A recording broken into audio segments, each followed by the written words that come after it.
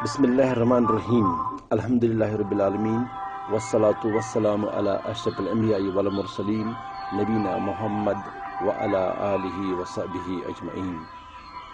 My dear students, Assalamu alaikum wa rahmatullahi wa barakatuhu. Our topic is faith in divine books. The third article of faith which Prophet Muhammad Sallallahu Alaihi Wasallam has commanded us to believe is faith in the divine books which he has sent down to mankind through his prophets. In the Quran, we have been informed of the names of some of these books. Books of Ibrahim, Nabina alayhi salatu wasalam, the Torah of Musa alayhi salatu wasalam, Zabur of Dawood alayhi salatu wasalam, and the Injil, Gospel of Isa Nabina alayhi salatu wasalam. We have not been informed of the names of books which were given to other prophets. Therefore, with regard to other existing religious books, we are not in a position to say with certainty whether they were originally revealed books or not. But we must believe that whatever books were sent down by Allah subhanahu wa ta'ala are all true.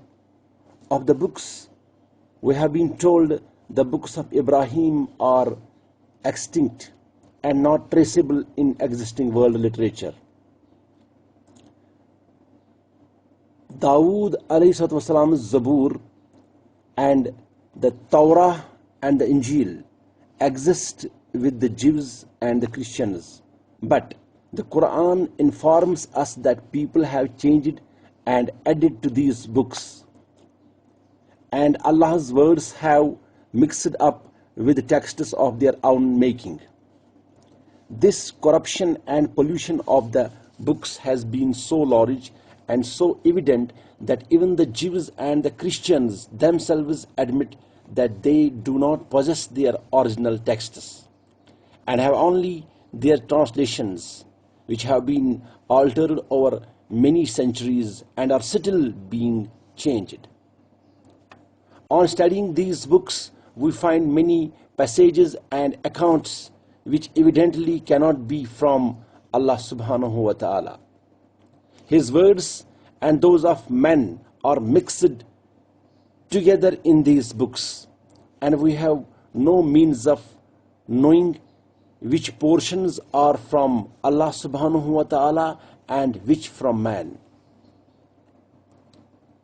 Dear students, we have been commanded to believe in previously revealed books only in the sense of admitting that before the Quran, Allah subhanahu wa ta'ala had also sent down books through his prophets, that they were all from one and the same Allah subhanahu wa ta'ala, the same Allah subhanahu wa ta'ala who sent the Quran, and that the sending of the Quran as a divine book is not a new and strange event, but only confirms, recitates and completes those divine instructions which people had mutilated or lost.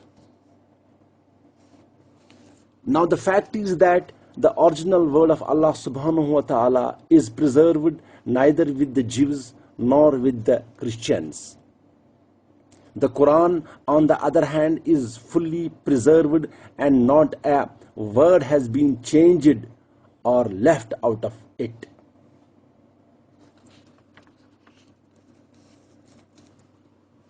Faith in the earlier divine books should be limited to the confirmation that they were all from Allah subhanahu wa ta'ala, were true and were sent down to fulfill in their time the same purpose for which the Quran has been sent. On the other hand, belief in the Quran should be of the nature that it is purely and absolutely Allah's own words, that it is perfectly true, that every word of it is preserved, that everything mentioned therein is right, that it is the bounded duty of man to carry out in his life each and every command of it, and that whatever be against it must be rejected. My dear students, further we can put what I explained to you in points in order to understand it better. The Quran is the last of the divine books sent down by Allah subhanahu wa ta'ala, and there are some very pertinent differences between it and the previous books. For example, the original text of most of the former divine books were lost altogether, and only translations exist today.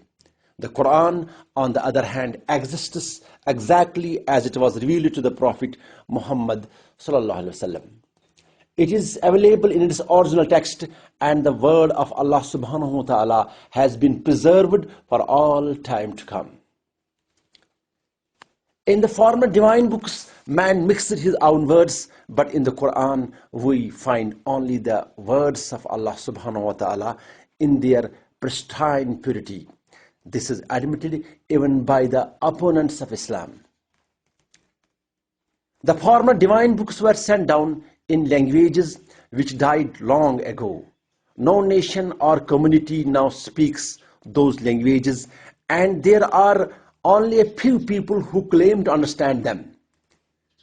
The language of the Quran, on the other hand, is a living language. Millions of people speak it, and millions more know and understand it.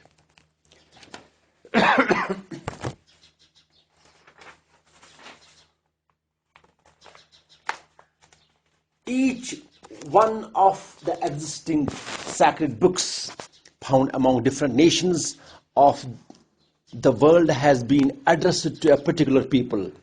Each one contains a number of commands which seem to have been meant for a particular period of history and which meet the needs of that age only. In contrast to this, the Quran is addressed to all mankind. Not a single injection of it can be suspected as having been addressed to a particular people. In the same manner, all the commands and injunctions in the Quran can be acted upon at any place and in any age. This proves that the Quran is meant for the whole world and is an eternal code for human life. My dear students, it is on account of these special features of the Quran that all the people of the world have been directed to have faith in it, to give up all other books and to follow it alone. The study of the difference between the Quran and other divine books makes one easily understand that the nature of faith in the Quran and of belief in the former books are not similar. Thank you very much, my dear students. Assalamu alaikum wa rahmatullahi wa barakatuhu.